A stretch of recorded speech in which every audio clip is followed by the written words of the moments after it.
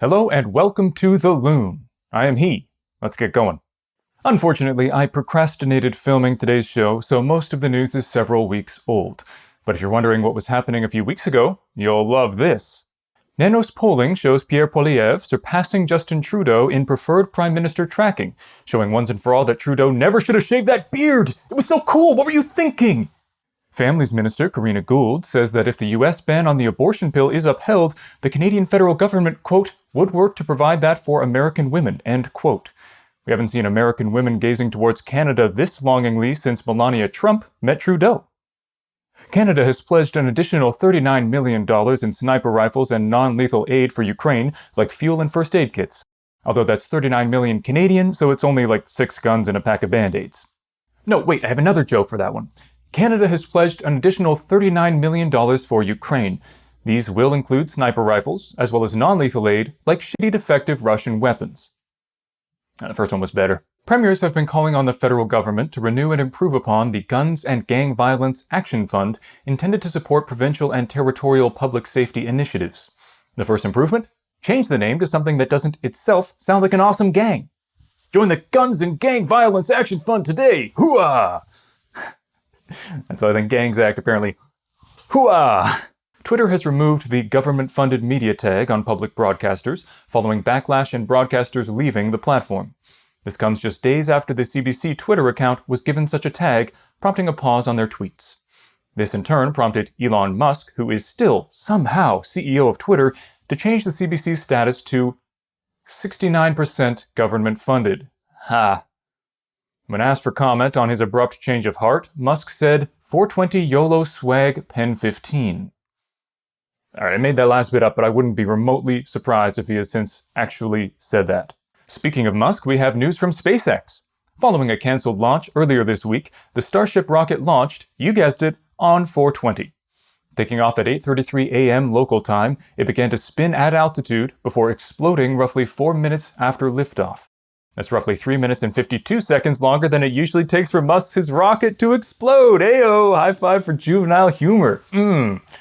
Now, to be fair, this was not altogether unexpected, as SpaceX had previously warned that it was just a test flight and chances of success were low, but it's not hard to see that rocket as emblematic of Twitter's success, or rather its truly incredible lack thereof.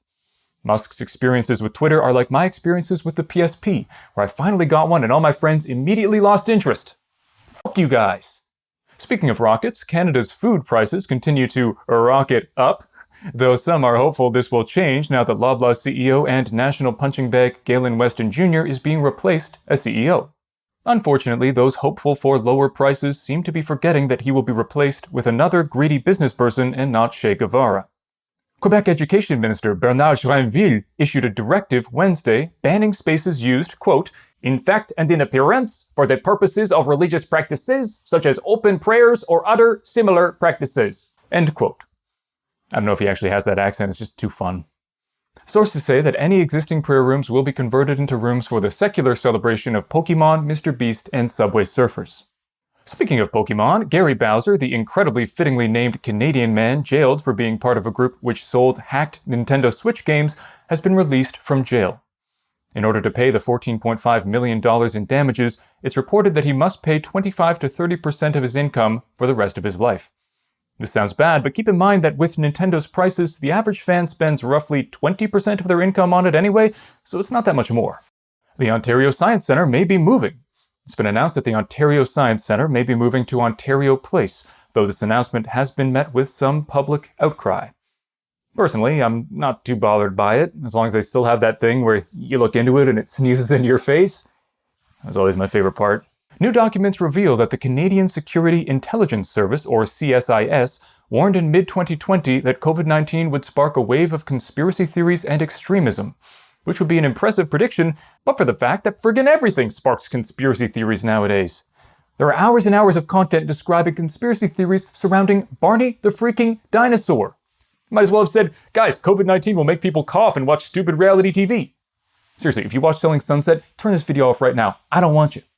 The RCMP are investigating a gold heist at Pearson International Airport after a plane carrying the cargo landed there Monday. I repeat, the RCMP are investigating a gold heist. A gold heist. I don't have a joke about it, it's just insanely cool.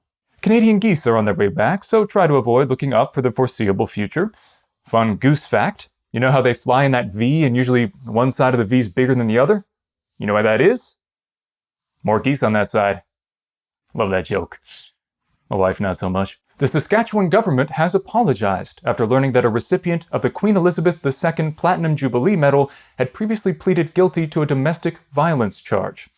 Officials say their first hint that something was amiss was when he kept asking, "Seriously, me?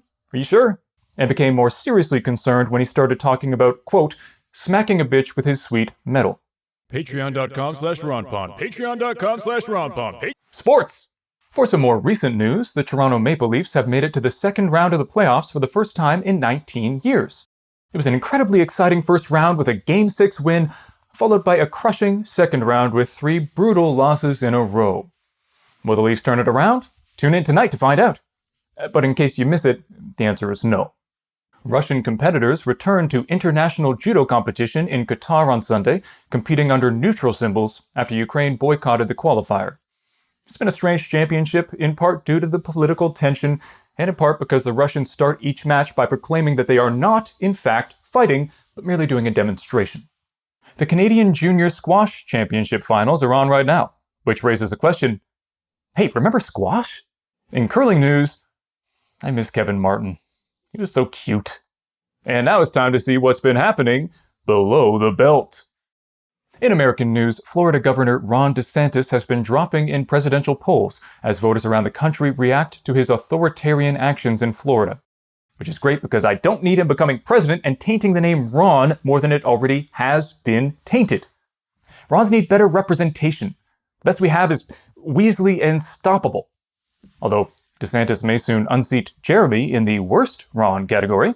His prime contender, Donald Trump, was recently officially indicted in relation to his alleged hush payments to Stormy Daniels as a result of their affair. This means it's time for another round of Trump's version of hide and seek. Hide and, how dare you try to seek me? Unfair, this is a witch hunt! I can't do the voice, I'm not doing the voice. And on the other side, President Joe Biden recently announced that he will be running for office in 2024. Though at the ripe old age of 82, I think it would be more accurate to call it awkwardly shambling for office. I hate Twitter. Now, this is the section of the show where I intended to go, here's Jordan Peterson's bizarre tweet of the week. But when I started scrolling through his Twitter, 2 things stuck out to me. First, the man tweets an absurd amount. Seriously, check it out sometimes. But second, actually no, don't check it out because they aren't funny, they're just sad. It's just a broken man angrily ranting at whatever will listen. And not in like a fun Don Quixote attacking windmills kind of way, more like your dog with dementia who's suddenly too afraid to walk across hardwood floors. It's funny for a second, but then you realize how far downhill they've gone. It's just depressing. This week in Yuck, from Global News, officers used shovels to bludgeon injured raccoon to euthanize it. Yuck. From CBC, profit at grocery chain Metro increases 10%, mostly on higher pharmacy sales. Yuck. From Global News, as much as 30 centimeters of snow are forecast to hit parts of Nova Scotia in freaking May. Yuck. So much for global war. That's a bad joke. Shut up! From CTV News, Danielle Smith apologizes for comparing vaccinated Albertans to followers of Hitler. One for the story, yuck, and one for Danielle Smith personally, yuck. This has been This Week in Yuck. That's it for today, folks. I hope you have a great day. Now I need to quickly edit this to hopefully get it out before the Leafs game, otherwise that joke will look stupid. Good night, sweet dreams, and I love you very much.